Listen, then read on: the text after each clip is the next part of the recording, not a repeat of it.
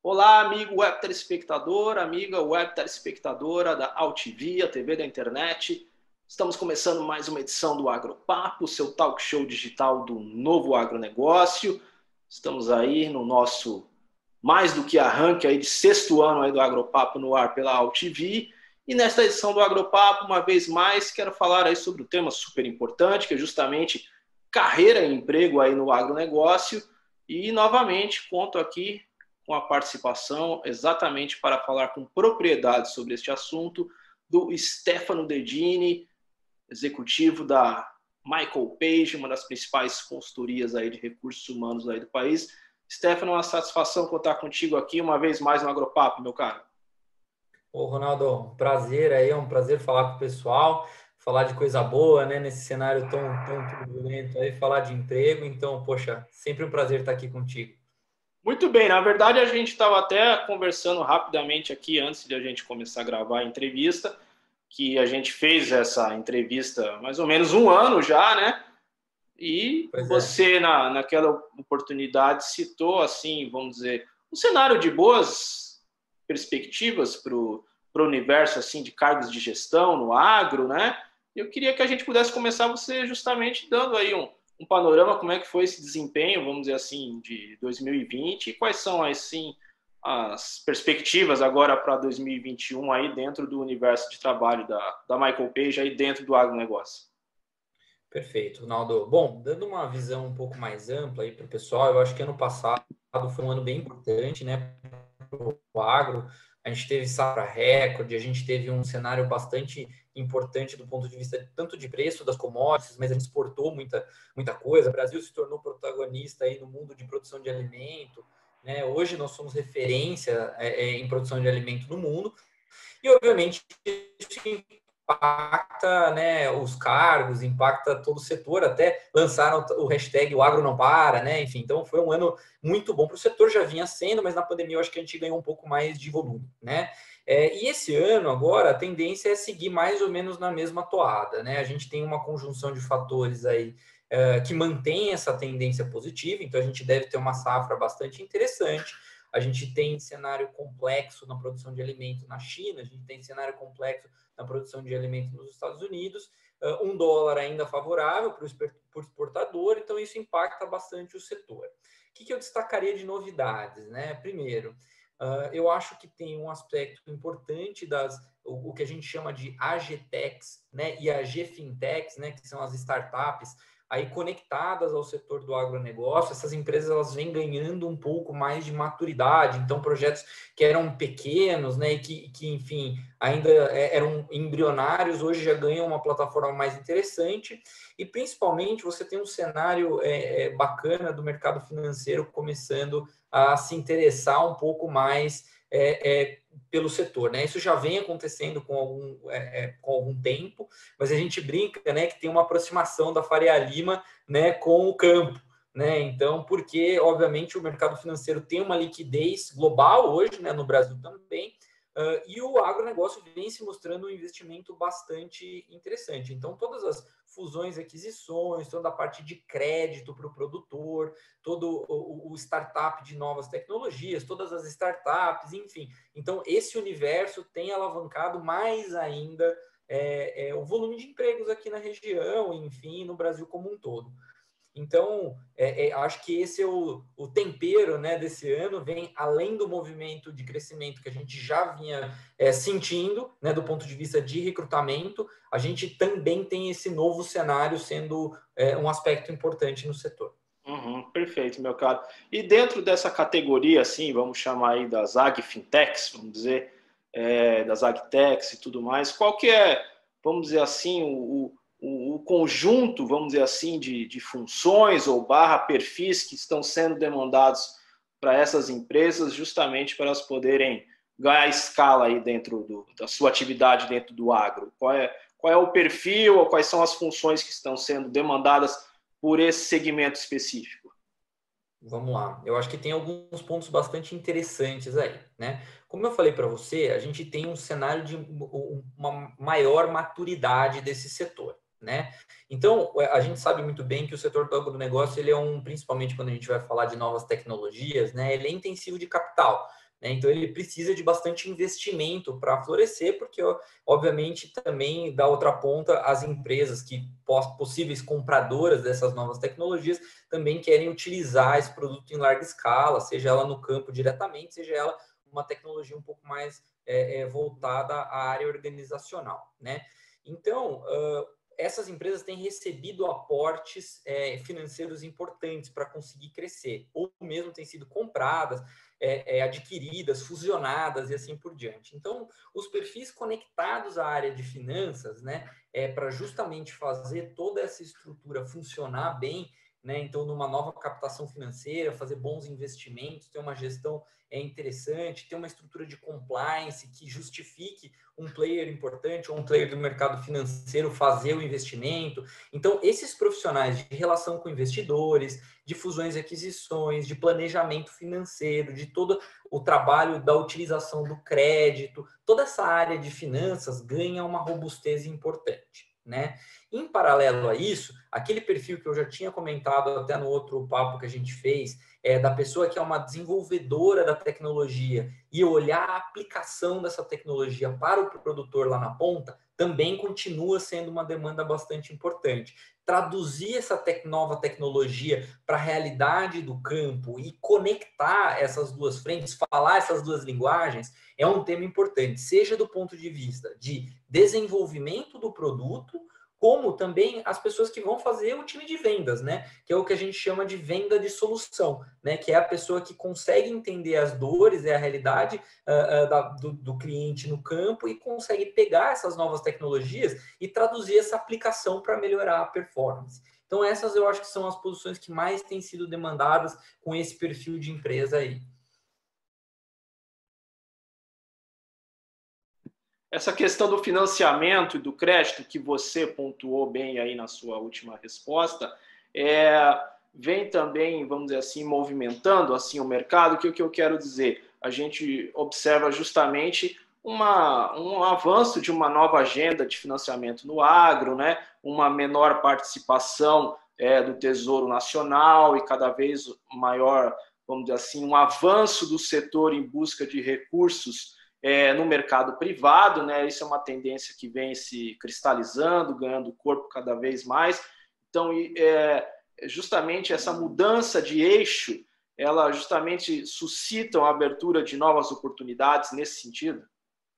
Com certeza, né? Tem várias coisas aí envolvidas que eu acho bastante interessante, acho um excelente ponto para a gente discutir, Ronaldo.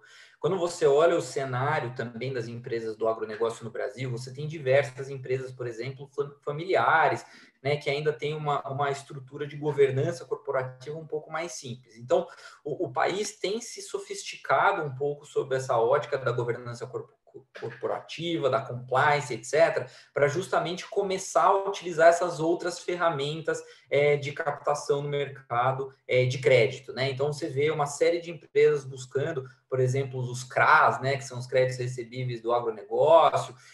Você tem algumas empresas já um pouco mais maduras indo, por exemplo, para o modelo do IPO, você tem as debêntures, você tem uma série de frentes de crédito que acho que é alavancada um pouco também com o cenário da Selic um pouco mais baixa, começam a transformar o mercado comprador, né, o varejo e o mundo de investimentos comprador desse tipo de produto. Então, as empresas do agro têm se aproveitado desse potencial de captação para conseguir financiar o crescimento aí, né? Óbvio, quanto mais estruturada a empresa, quanto mais governança a empresa tem, melhor é o valor que ela consegue captar mercado. Então, também alavanca um pouco as posições, né, conectadas a esse universo de compliance, de governança corporativa, de profissionalização e assim por diante. Bacana, meu caro. E essa questão justamente de fusões e aquisições no segmento, o que isso tem impactado? A gente até podendo fazer um recorte assim dentro da categoria assim dos insumos agrícolas, a gente tem observado esse tipo de movimentação, né? De fusões e aquisições, de revendas, enfim, tem uma transformação em curso aí nessa categoria, né? O que isso tem impactado em termos de oportunidade de trabalho? Tem ceifado algumas carreiras, aberto oportunidades para outras? Como é que você enxerga isso? Isso é um cenário bastante interessante, porque isso tem jogado a profissionalização do setor mais para cima, né? Porque o que tem acontecido na prática algumas empresas pequenas e médias, né? Outras startups, etc., e os players do mercado financeiro de fusões e aquisições aí, consolidando algumas cadeias, seja ela ter uma indústria, por exemplo, e depois fazer toda a parte de varejo e distribuição desses produtos, ou até uma estrutura um pouco mais completa. Ter, por exemplo, players que eram competidores somados para virar um player maior. Então, isso tudo dá mais competitividade para o Brasil no cenário global, né? A gente começa a ter mais gente grande, né? Brincando assim, para disputar uma fatia de mercado aí com os players globais. Então, isso tem gerado bastante coisa. O que isso causa do ponto de vista organizacional? Principalmente as estruturas corporativas, aí eu estou falando estruturas de TI, estruturas de finanças, estruturas de RH, de supply chain, começam a ser estruturas com uma característica um pouco mais global. O que eu quero dizer com isso? Processos e procedimentos muito bem estabelecidos, normas, e aí não deixa, eu vou falar de novo de compliance aqui, mas justamente quando você começa a ter um tamanho de mercado parrudo, ou um player do mercado financeiro envolvido nisso tudo, são as demandas que são geradas, né? Então, todas essas posições desse tipo de novo player que vem surgindo, elas são conectadas a um pouco a esse background de entender como funciona uma estrutura com esse nível de governança, né? Então, esse é um impacto importante. Então, todos os candidatos aí que se interessarem por empresas com esse tipo de perfil, é legal você estudar um pouco do que é um ambiente de empresa super bem estruturado em governança, super bem estruturado em compliance, porque isso vai ser cada vez mais demandado. Então, isso se transformou um pouco. Uhum. E o impacto da digitalização, como é que foi desse ano para cá? A gente já abordou esse tema também na nossa entrevista anterior, que o agro, obviamente, já vinha passando por esse processo de digitalização, especialmente na parte da produção em si, né? Mas, obviamente, com o avanço da pandemia e toda a nossa necessidade barra desafio de trabalhar de uma maneira mais remota, isso, obviamente, acabou acelerando todo esse processo, né? Toda essa guinada assim, digital. O que já dá para a gente, de repente, poder fazer assim antever algo que, de repente, vai ficar daqui para frente ou não? Como é que você avalia isso dentro do universo do trabalho e emprego? Legal.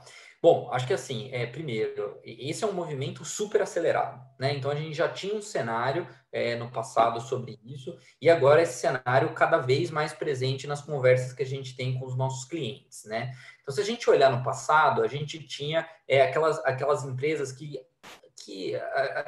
aceitaram essa tecnologia de forma um pouco mais rápida, né? Que foram os primeiros movimentos aí que o mercado fez. Hoje a gente já vê a grande massa das empresas do setor caminhando para esse tipo de frente, né? Então você vê muitas incubadoras, por exemplo, de tecnologias com parceria com os grandes players do mercado para tentar conectar e fazer estudos piloto e testar essas novas tecnologias para ver se isso funciona bem na realidade do campo. Então, eu brinco que o ecossistema ele anda muito mais rápido agora. Se antes essas empresas menores com novas tecnologias tinham que pedir, por favor, para conseguir um espaço na agenda dos grandes players aí do mercado, hoje é uma interação quase que real time aí dentro dessas incubadoras, dentro dessa realidade, e essas empresas que fizeram esse movimento de crescimento lá atrás, hoje já tem um padrão interessante, algumas até expandindo para internacional. Então a gente já tem ex-startups do Brasil ganhando maturidade e sendo players globais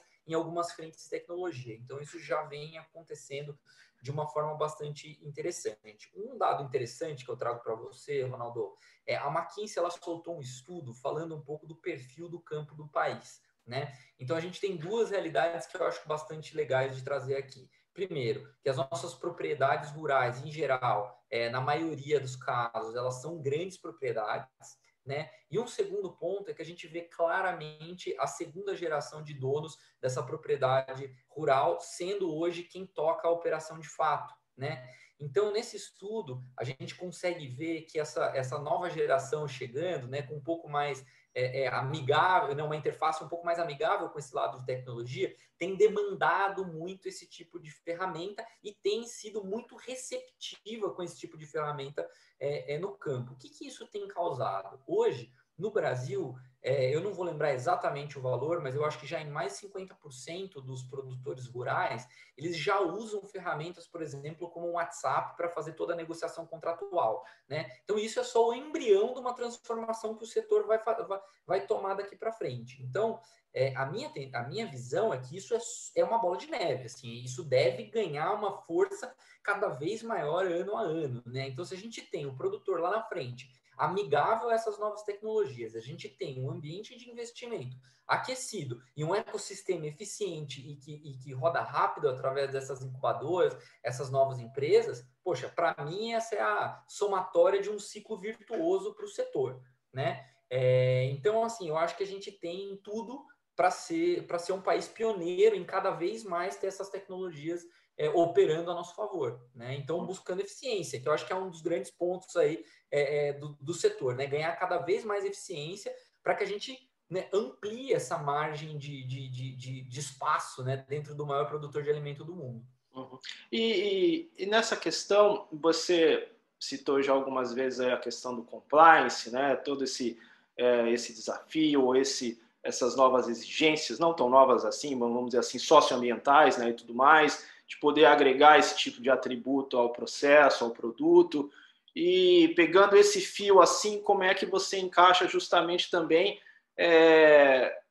o universo da comunicação, do marketing, para a formação de marcas, né? Profissionais nesse sentido serão cada vez mais demandados também, justamente para mostrar para que a agricultura brasileira não é só, obviamente, essa gigante em commodities, mas também tem pontos extremamente positivos em termos de produtos de maior valor agregado e que pode cada vez crescer mais nesse sentido. Vamos dizer assim, profissionais que atuam com esse norte vão ter cada vez mais espaço?